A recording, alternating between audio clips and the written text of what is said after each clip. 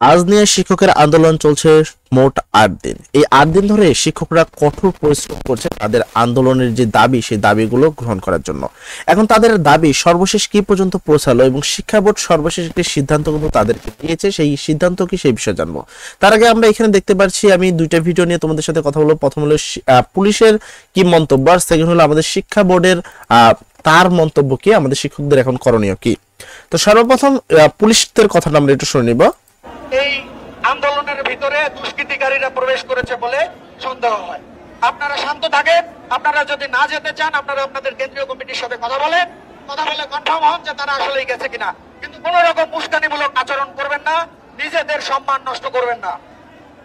তো আমরা এখানে দেখতে পাচ্ছি যে আমাদের যে শিক্ষকগণরা আন্দোলন করছে সেই সকল শিক্ষকগণরা বলছে যে আপনাদের আন্দোলনে দুষ্কৃতিকারীরা এখানে প্রবেশ করেছে, যার ফলে আন্দোলনে বিভিন্ন ধরনের বিশৃঙ্খলা সৃষ্টি হচ্ছে। এই ধরনের বিশৃঙ্খলাগুলো রক্ষার মানে আইন বাহিনী যেহেতু রয়েছে, তাদের মেন কাজ হলো বিশৃঙ্খলাকে কন্ট্রোল করা।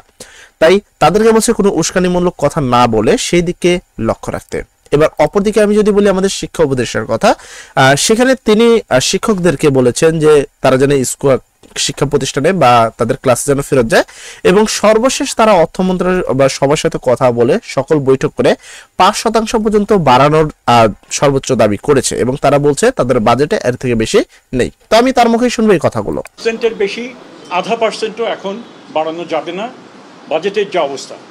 এখন তাদের বিবেকের কাছে আমরা ছেড়ে দিয়েছি যে আমরা কতটুকু, এটা বিবেকের বিষয়, এটা বাস্তবতার বিষয়। Let me put it this way, যে আমার যদি অর্থ যদি না থাকে, আমি কি তাহলে কি এরকম হবে যে আমি মুখে প্রমিস করলাম আজকে ওনাদেরকে চলে যাওয়ার জন্য, বললাম যে আমরা দেবো, এবং পরবর্তীকালে আমরা দিতে পারলাম না।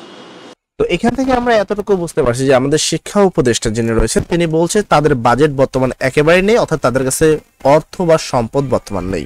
তাদের কাছে সর্বোচ্চ যে অর্থ রয়েছে সেটা হলো শিক্ষককে বর্তমান ৫% পর্যন্ত বৃদ্ধি করার, পরবর্তীতে আরো ৫% ১০% পর্যন্ত বৃদ্ধি হতে পারে।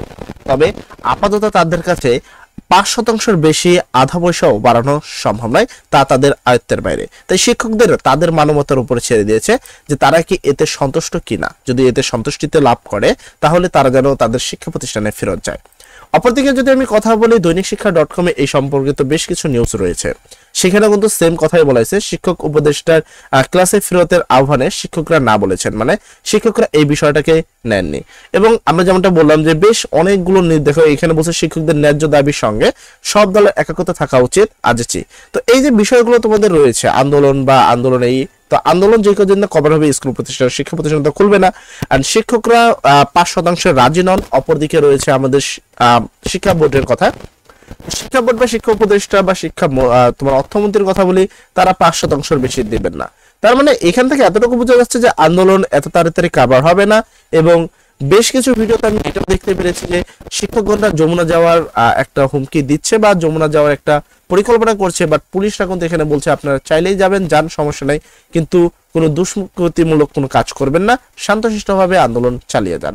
এখন এই পরিপ্রেক্ষিতে আমি এতটুকু বলতে পারি, এইভাবে যদি যায় তো আর আগামী আরো 12 থেকে 13 দিনের মধ্যে এই জিনিসটা সমাধান আসবে না, না তারা ৫%-এর বেশি বাড়াবেন, না অপরদিকে শিক্ষকগণ হার মানবেন।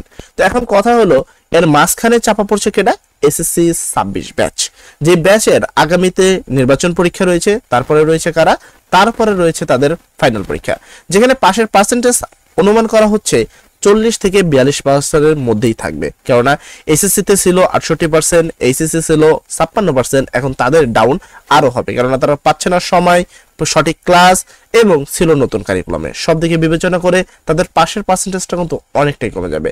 তো অবশ্যই এসএসসি ২৬-এর ব্যাচের সকলকে বলবো পড়াশোনায় মনোযোগ দিতে, শিক্ষকদের বলবো এদের দিকে একটু চিন্তা ভাবনা করবেন, শিক্ষা উপদেষ্টাদের বলবো আপনারা চেষ্টা করবেন আপনাদের সর্বোচ্চ পর্যন্ত দেওয়ার, এবং শিক্ষকদের তাদের দাবি যেন মানা হয়। যাই হোক, সর্বোপরি আমার কথা একটাই থাকবে, সেটা হলো শিক্ষকদের এই বিষয়গুলো বোঝা উচিত, শিক্ষা উপদেষ্টার বোঝা উচিত। আপনারা দুই পক্ষই ভালোভাবে ভালো করে চিন্তা করেন এবং একটা সঠিক সিদ্ধান্তে এসে পৌঁছান, কেননা সঠিক সিদ্ধান্ত ছাড়া যেমনটা আপনাদের ক্ষতি হচ্ছে, আপনাদের কষ্ট হচ্ছে, হয়রানি হচ্ছে, পাশাপাশি আমাদের শিক্ষার্থীদের ক্ষতি হচ্ছে, আমাদের শিক্ষার্থীদের ভবিষ্যৎ নষ্ট হচ্ছে। তাই সবাইকে বলবো অবশ্যই মন খুলে আহ্বান করবো আপনারা যেন এই জিনিসটা যত তাড়াতাড়ি পারেন সমাধান করেন। সবাই ভালো থাকবেন, সবার জন্য দোয়া করি। আসসালামু আলাইকুম।